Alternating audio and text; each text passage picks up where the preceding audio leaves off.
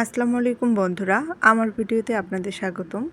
মানবতার সেবায় আপনি এগিয়ে আসুন।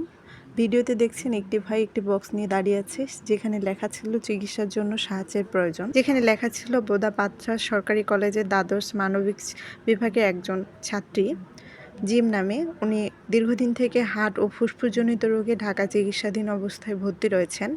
ফ্যামিলি আর্থিক অসচ্ছলতার কারণে ওনার চিকিৎসার জন্য 6 লক্ষ টাকা প্রয়োজন, যেটা ওনাদের পরিবারের পক্ষে বহন করা সম্ভব হচ্ছে না। তাই ভাইটি সাহায্যের জন্য হাত বাড়িয়েছেন। কোনো হৃদয়বান ব্যক্তি যদি ওনার ফ্যামিলিকে সাহায্য করতে চান, তাহলে স্ক্রিনে দেওয়া নাম্বারটিতে যোগাযোগ করতে পারেন। সাহায্যের জন্য যোগাযোগ করুন।